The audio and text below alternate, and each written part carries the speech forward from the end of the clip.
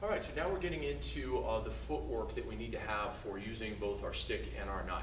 So I'm going to use the stick just to have it as a good example, but you can apply it with a knife as well. First one that you already know, you're going to use step and slide. You've done it before. Push off the back foot, step and slide.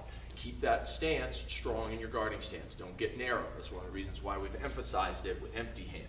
I want to push off, step back with that back foot, push off the back to come forward. Step and slide, step and slide. Notice how I'm keeping my offhand up, my stick out in front of my head to protect.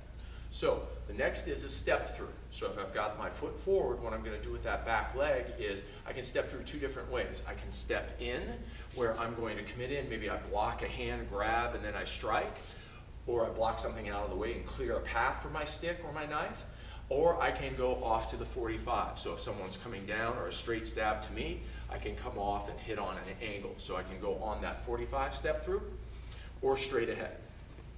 Now, additionally, what we want to do is be able to get our midsection, our guts offline. So we're going to use the cat stance, which you've used before in some of the forms in the system.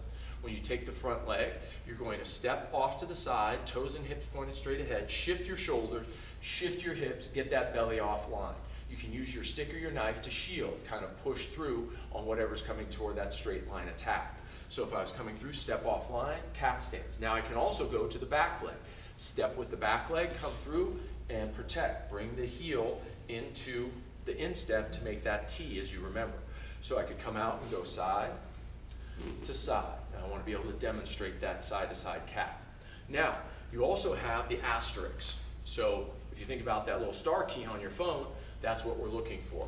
We got diagonal stance shifting to start. So if my stick is in my right hand, I'm starting from kind of a guarding hands position. I'm going to take that right foot, I step off to the 45 for 1. Then I go with my left to 45 for 2.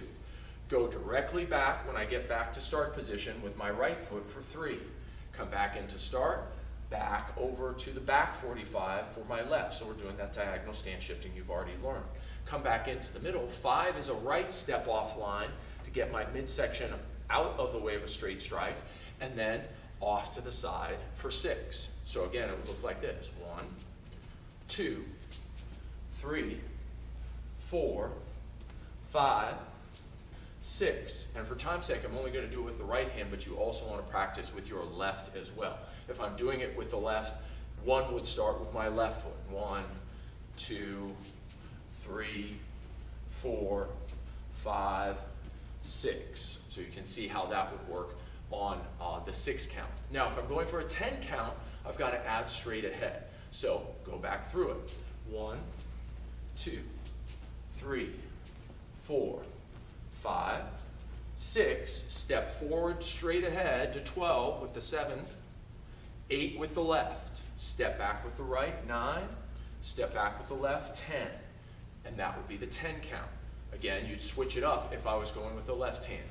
1, 2, 3, 4, 5, 6, 7, 8, 9, 10.